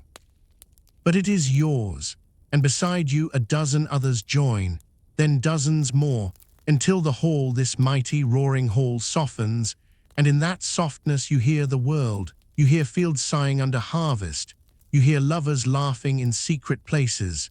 You hear the wind as it moves through the grass of lands you will never touch again and yet still belong to. And suddenly you are not just a warrior. You are a singer of the forgotten, a keeper of echoes, a guardian not only of fate but of memory. You realize now this is not rest, this is resistance. Every note sung here is a thread tied between this deathless place and the living world, a thread that reminds you why you must rise when Ragnarok comes, not just to fight but to protect all that ever sang, all that ever loved, all that ever whispered soft things into the ears of sleeping children, all that was warm, all that was brief, all that was human. So sing, even if your voice cracks, even if your throat tightens, sing. Because somewhere someone remembers you too. The sky does not fall all at once.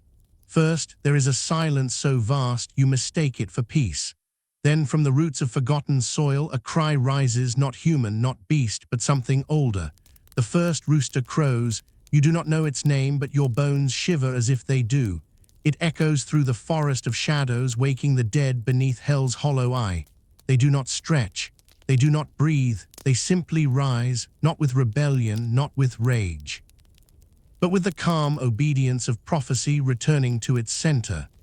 A second crow breaks across the sky, this one from the halls of Asgard, red-feathered, flame-eyed, a bird no one dares keep. And suddenly every god knows that waiting is over. You feel it too in your teeth, your wrists, in the hollow between your ribs where dreams usually sleep. The third rooster crows, this one you hear inside you. It does not pass through air, it passes through time. And time splits, you do not cry.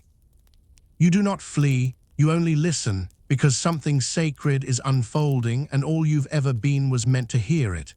Across the salted sea, Hell's ship begins to move. Nails of the dead creak in their sockets, planks groaning under prophecy's weight. No sail, no wind, just inevitability pushing it forward like a hand beneath still water. The giants, who have always waited, step softly from their hidden corners. They do not roar, they do not boast. They simply walk, taller than mountains, with frost in their breath and fire in their hearts. You wonder briefly if this is what justice looks like, not loud, not cruel, but arriving without asking permission. The bridge of flame trembles. Bifrost was never built to carry this much grief, but still they cross. And Heimdall sees them coming, horn gripped in hands that do not shake. He has always known, he has always watched. And now he sounds the call that unthreads the edge of the sky. It does not sound like war, it sounds like mourning. And somewhere Fenrir lifts his head. The chains you thought would hold forever now hum with dread. Gleipnir begins to shiver, then unravel, as if it too remembers the lie it was born from. The wolf rises. He is not rabid, he is not mad, he is simply awake. You feel the breath of him rolling across the worlds like thunder wrapped in fur. He does not growl, he sings. It is a sound so deep you mistake it for the cracking of stone. It is not rage, it is memory, and every god hears it. Odin lifts his spear. Not in pride, but in duty. Not as a king, but as a mourner walking to his funeral with flowers in hand. They gather not just the gods of thunder and war, but those of harvest, of poetry, of healing and hearth. Even they must meet their endings. Even they must walk the burning road. And you stand between it all, not god, not giant, not ghost, just breath, just soul. But you feel it, the trembling thread that has always connected you to every myth ever whispered. You were not meant to stop this. You were only meant to witness. And that is the holiest thing of all. For what is faith if not remaining still as the sky begins to crack? It starts slow, a silver seam along the edge of clouds, then wider, then brighter, until light no longer feels safe, until the sky bleeds open like a prophecy too long held in the throat. But even now there is no scream, only stillness, only a kind of reverence, because destruction too can be sacred. Because sometimes the world must burn not in punishment, but in rhythm, because even ash remembers being tree. And even you, standing in the hollow hush of twilight's first tear, can feel that something is becoming, not ending, becoming, so you do not run, you do not cry, you simply close your eyes and listen again. Was that the first rooster, or the third? Did you miss it? Or have you always known, somewhere in the quiet behind the stars, a door is opening, not to death, not to fire, but to the next silence, the one that hums with the shape of something new, and in that silence your soul finally breathes. He walks without hesitation, no armor upon him, no shield in his hand, just the spear he carved from the bones of beginnings, and the knowing, the great, terrible knowing that this was always his end. You do not see fear in his stride, only stillness, only the calm of one who has already died 1,000 times in the dream of what must be. Odin, the god who drank from the well, who hung from the tree, who gave his eye to see beyond seeing, now walks into the mouth of the one he once called child. And he does not turn away, not from the prophecy, not from the pain, not from the shadow that grew from the very light he held aloft.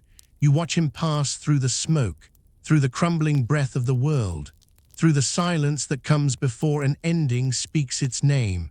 The gods watch too, not with cries, not with screams, but with heads bowed, as if the very cosmos were a cathedral and this moment its prayer. Fenrir stands, no longer the cub that once licked the hands of Tyr, that once curled beneath the thrones of Asgard, that once waited for love. Now he is the storm of all betrayal, the hunger of destiny, the weight of silenced wildness set loose upon the edge of time. His jaws open like a gate, not with rage, but with return. You feel it, don't you, that this was never cruelty. This was never rebellion. This was alignment. Odin steps forward, and Fenrir closes his mouth, and in that single sacred bite the sky forgets its stars, the wind forgets its name, the world becomes a heartbeat too wide to hold. But Odin smiles, even in the wolf's throat, even as the light dims, even as the spear falls from his hand, vanishing into ash before it hits the ground. He smiles because he has seen this since the first rune cracked through the bark of the world tree. He smiles because gods are not meant to last, only to serve the shape of stories bigger than themselves.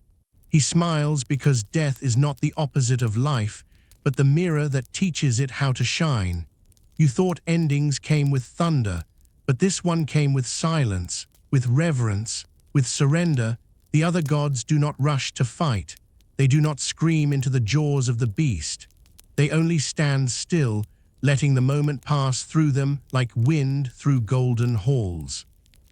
Because even immortality knows how to bow before a prophecy fulfilled. And what of you?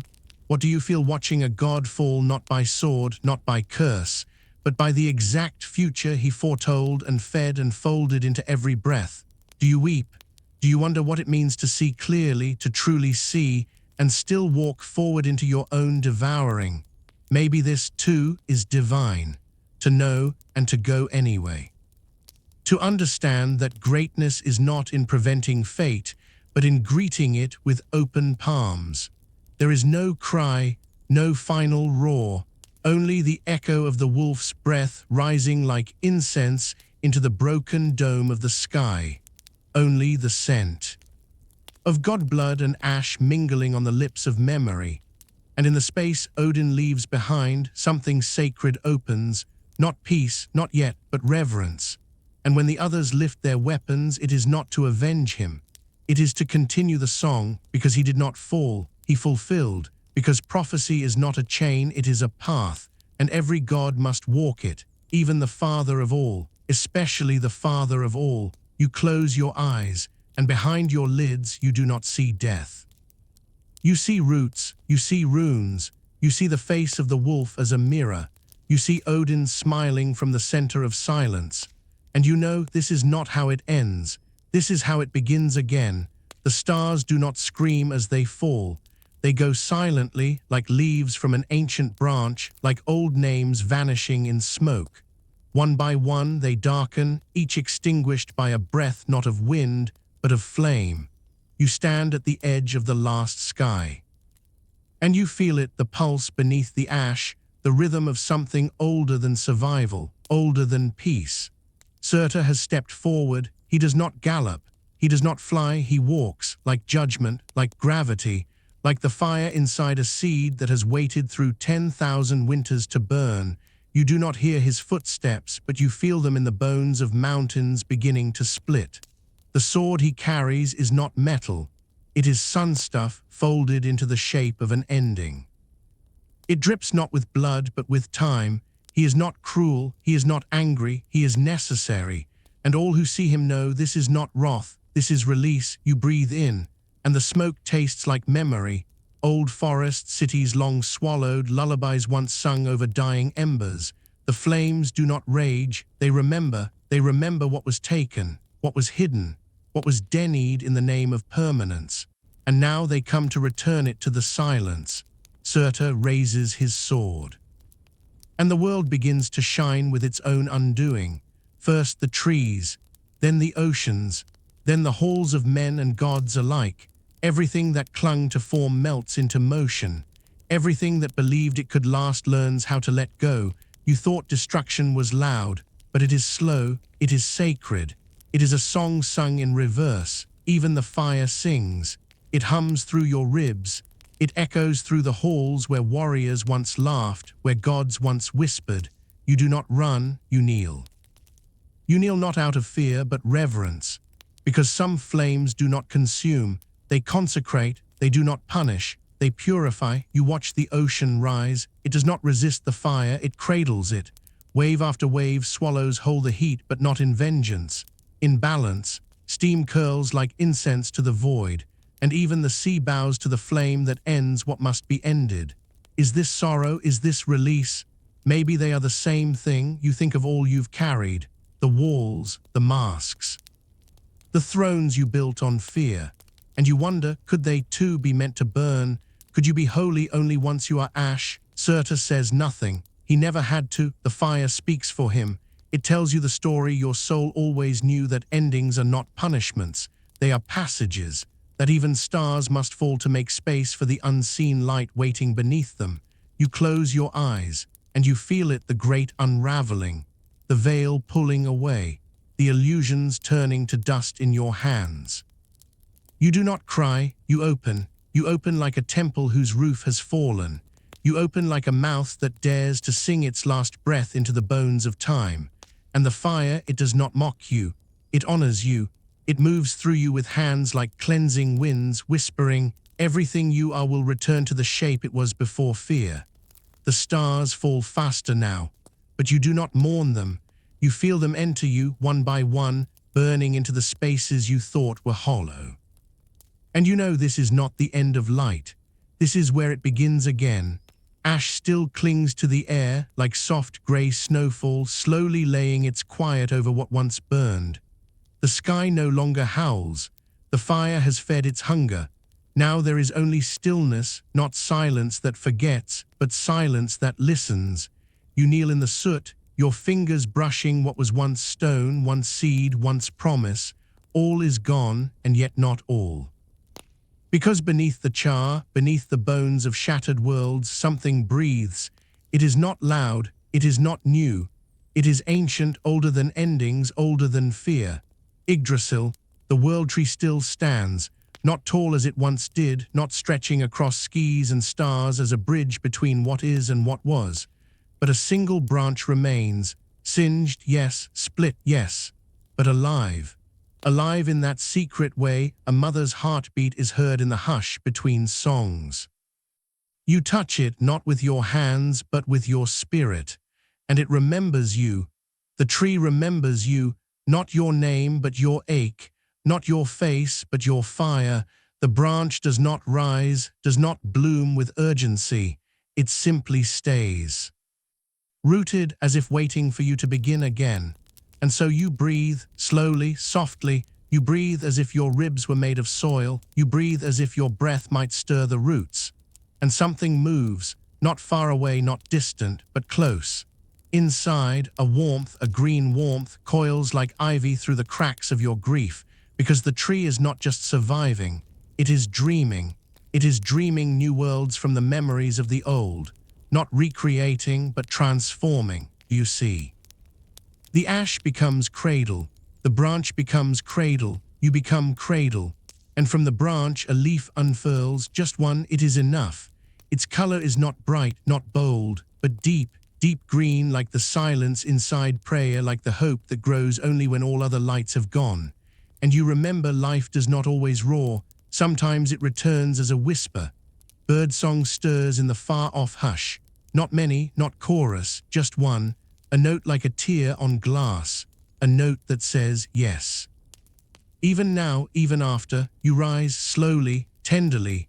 You walk through the fields where once gods battled, where once the wolf howled. Now there is moss growing where blood once fell.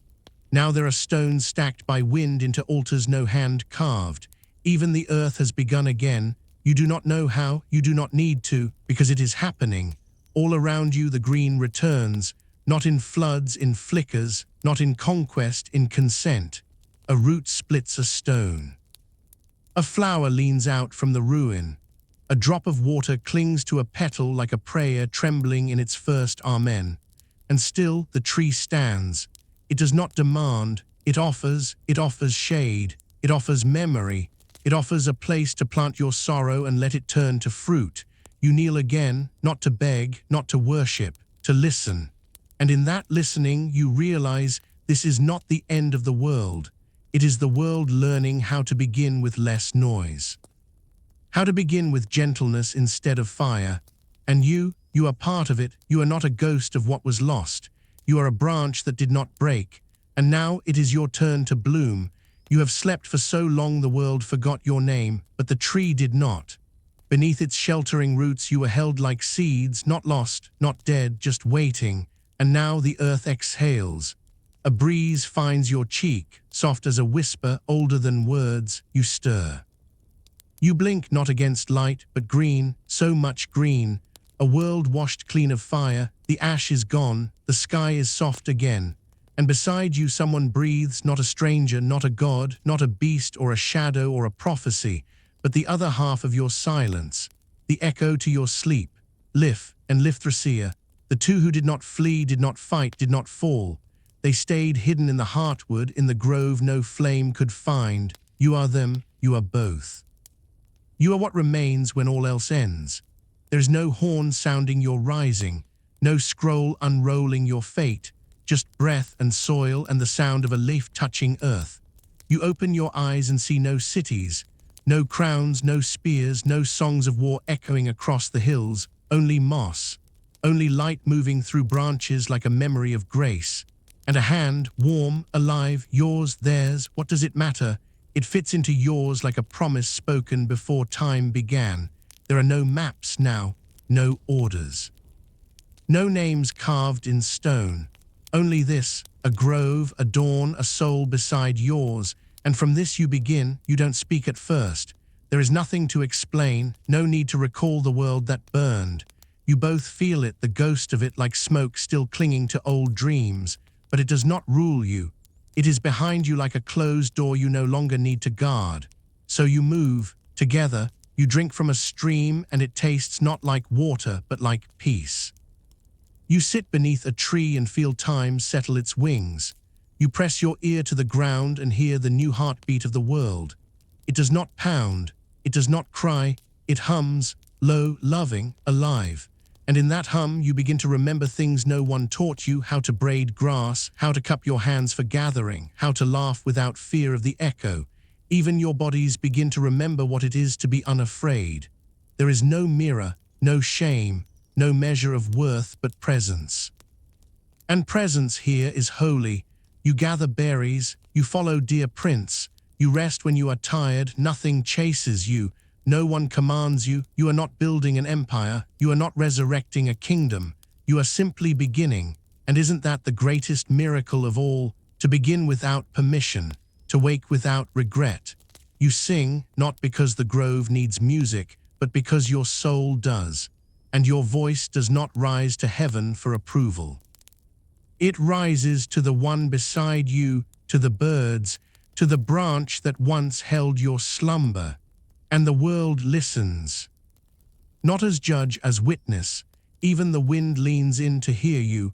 There are no oaths yet, No temples, no scripts, just hands, hands gathering wood to make warmth, hands shaping earth to hold water, hands meeting hands beneath a starlit hush as if to say, I am here, you are here, and that is enough.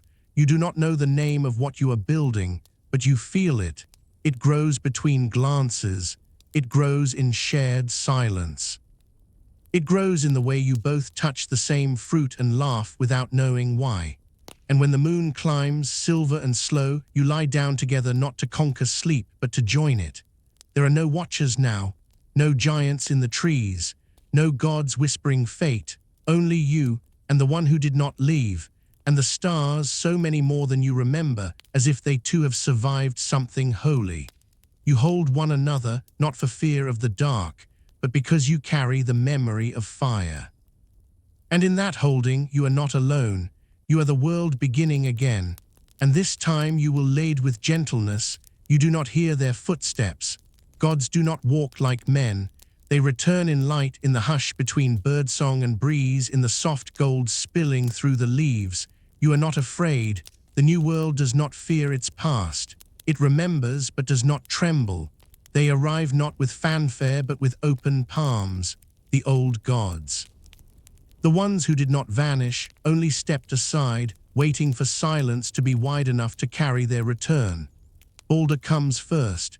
You feel him before you see him, a warmth in the grass, a brightness behind your breath. He does not speak of death. He brings no stories from hell, only gentleness like the soft reopening of a long-shut eye. He walks among trees as if they have always known him, and perhaps they have. Where he treads, flowers lean, not in worship, in recognition.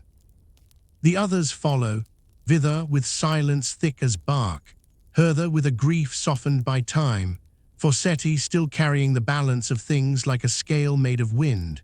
And together they do not raise thrones, they do not carve walls from stone, they do not chase the sky for dominion. They kneel and touch the earth. Here where the old world cracked, they plant something small, a seed, a hope, a gentler law, no more feasting halls brimming with swords, no more oaths forged in iron and pride. Only the quiet promise of presence. They build with wood, with song, with shared breath. There is no Valhalla now, there is no need, this is not a kingdom, it is a clearing, a cradle, a hymn. You see them laugh, truly laugh, not with the roar of warriors, but with the joy of children watching rain ripple a pond. They sit beside the two who survived, Lif and Lifthrasir, and do not ask to rule them. They ask to learn how to begin not with power, but with wonder. Even Odin does not return. Some wisdom costs everything, and in his absence they grow gentler. As if the fire that once devoured the world burned away not only destruction, but the hunger for it. Now the gods tend bees, they gather herbs, they speak to animals and listen. When a tree falls, they do not rebuild, they plant two more. When the rain comes, they do not shelter, they bless it. There is no more waiting for war to define them. They are defined by the way they tend the roots of what remains. Balder walks beside you. He asks no questions. He simply breathes beside you as if your breath is enough. And it is. You walk beneath boughs older than fire, and the light filtering through feels like forgiveness. You do not speak of the gods as rulers now. You call them kin, companions, healers. They do not command, they mend. They do not divide, they hum. The world is not louder now, it is deeper. The rivers move slower. The birds sing lower. The sky hangs closer, and you feel yourself unfurling, not into greatness, but into calm. No task is too small here. To sweep the floor of pine needles is to honor the seasons. To pick berries is to serve the sun. To kiss a forehead is to keep the world turning. And when night comes, they do not fear it. They gather together beneath the canopy of stars and speak softly of what they lost and what they will not lose again. This time they remember. They remember the fire. The chains, the hunger, the sky splitting like a scream, and they do not turn that memory into legend. They turn it into mercy. When wolves pass near, they are fed, not feared. When storms roll in, they are sung to, not blamed. The gods do not raise temples, they raise gardens, And in those gardens, children are born who do not know the word war. You are one of them, a child of the afterward, a song sung in green light. You pick up a flute one evening, carved from willow. And you play without learning how, because your soul remembers what peace sounds like. The gods pause to listen, even Balder closes his eyes, and in that music the trees lean closer, the moon holds its breath, and somewhere beneath a moss-covered stone the old world weeps, not in sorrow, in release. You are the proof that fire does not win, that gods can change, that silence can bloom. And as you sit beside the grove, watching stars blink slowly awake, you realize something strange and beautiful. This isn't paradise. This is better. This is peace earned through ash. This is joy carved from memory. This is a world rebuilt by those who chose not to forget. And the gods, they are not above you. They are beside you, planting, listening, learning, wiser this time. You do not know when memory ends and prophecy begins. It is the breath between the last star and the first dawn. It is the hush between waves, when the sea forgets whether it is rising or returning. You walk across the new world and it feels familiar, not because you've seen it, but because it has dreamt of you. Because once, long ago, or perhaps tomorrow, you walked this way before. A birch tree leans at the same angle as an old spear once thrown. A stone bears a crack that echoes the breaking of a sword. You place your hand upon it, and it hums. Not with sound, with remembering, the roots of Yggdrasil drink deep. Not just water, but story. Not just earth, but endings. You tilt your head, and in the wind you almost hear a name you thought was lost. You walk slower now, as if every step might awaken something that has been sleeping beneath you. And it does, not with fury, but with rhythm. The rhythm of time folding back in on itself like a petal curling after bloom. This world was not built from scratch. It was built from knowing, a knowing so old it had to burn to be remembered. The ash beneath your feet is sacred scripture. The soil, a woven gospel of gods and grief. And as you move through it, you begin to feel that time is not a river. It is a spiral, soft, infinite, turning always back to itself. You sit beneath a branch that survived 2 worlds. It bends over you like a blessing. And you wonder, what if you are not living in the future at all? What if you are the echo of a past still speaking? The sun does not rise now, it returns. And in its returning, it whispers, I never left. You hear laughter in the distance. And it is not new, it is ancient joy reawakening. You feel a tear form, but not from sorrow, from recognition. You have been here before, not in this body, not in this shape of breath, but in the way your soul leans toward wonder. You pick up a fallen feather. It is pale as moonlight, soft as memory. It does not belong to a bird, but to a story that once had wings. You carry it with you not as an omen, but as a thread that ties you to the myths still breathing beneath the moss. You reach a clearing, and in its silence you feel the pulse of Yggdrasil. The tree does not speak, but you know what it would say. It would say, I am still here. I have always been.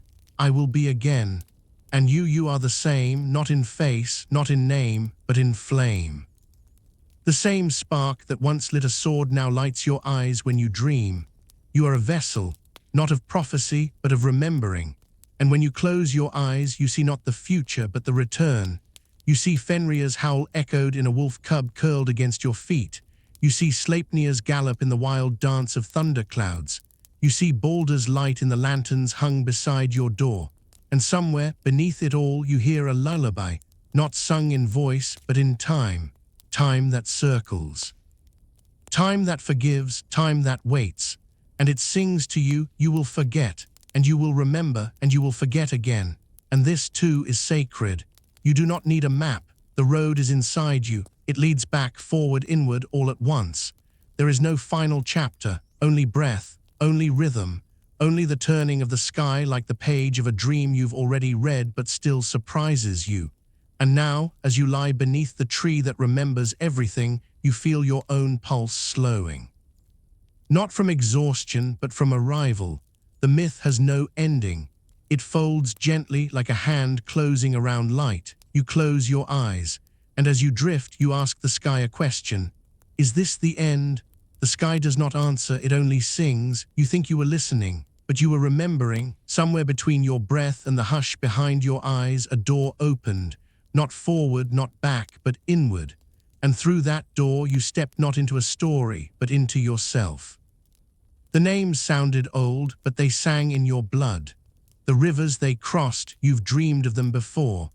The stars they followed, they once watched you sleep. You were never just hearing a myth. You were coming home to it. Every word was a mirror. Every image, your reflection in the sacred water of memory.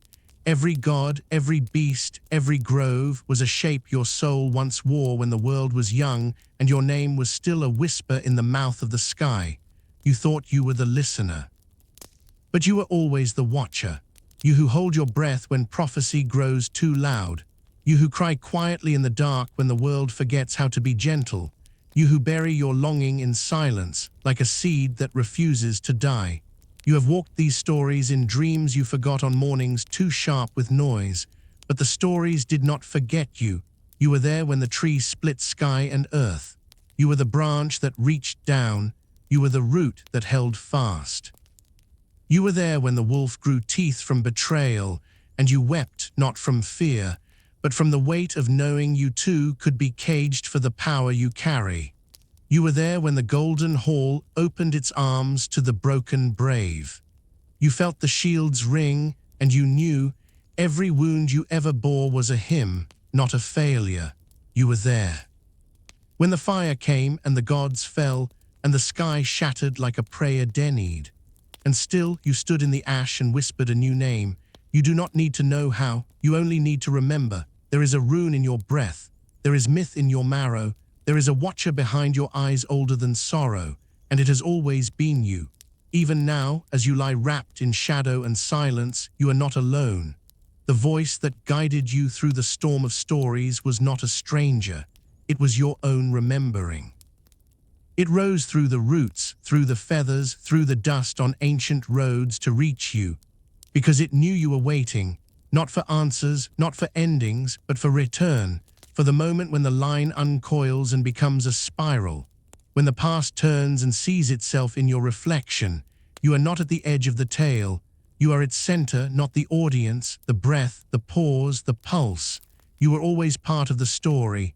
Every time your heart broke, it cracked a seed open. Every time you longed, the sky leaned closer. Every silence you carried was a place made ready for the sacred to enter. You are not a footnote. You are the echo that starts the chant. You are the hush before the name is spoken. You are the sigh that turns winter into waiting and waiting into spring. You are the myth returning to itself. And when you wake, you will not be new. You will be ancient in your softness, timeless in your becoming, holy in your human ache, because you heard, because you wept, because you stayed. And now the voice quiets, not to leave you, but to let you speak. The world still waits for the sound of your soul rising like morning fog from the memory of fire. Speak gently. You are not beginning a tale. You are continuing one that only you could remember. Sleep now. The story has curled into itself, a fern folding at dusk, tucking its ancient spirals beneath the hush of starlight. You do not need to know the ending. You only need to rest beneath the great limbs of what remembers you. Yggdrasil watches, its breath slow, its roots deep, its leaves trembling gently in a wind that has no name. The gods have gone quiet. Their armor sleeps in golden dust. The wolf no longer waits. The fire no longer consumes. The sea has exhaled and returned to silence. And you are held, not in arms but in presence, not in words but in the space between them. Sleep now not as forgetting, but as returning to the place before thought, before sorrow, before shape. You are not falling, you are sinking into sacredness, into the warmth beneath the world. The tree remembers. It remembers your first breath, how it trembled like a newborn leaf. It remembers your ache, how it echoed through bark and softened the sky. It remembers your name before you learn to say it. And now it hums that name back to you, not aloud, but through the soil, through the hush, through the roots that cradle you like the earth cradles seeds it's never forgotten. Can you feel it? That slow pulsing lullaby beneath your ribs, behind your eyes, in the space where dreams begin their quiet blooming. You are not lost. You are being gathered. The tree is not a monument. It is a womb, a sanctuary of breath and bark and memory. Its branches curve like arms, its shadows fall like veils, its silence sings in the language of everything you've been too tired to ask for. Sleep now, not to escape, but to be remade in the image of peace. Let the myths wrap around you like soft moss. Let the runes dissolve into your bloodstream.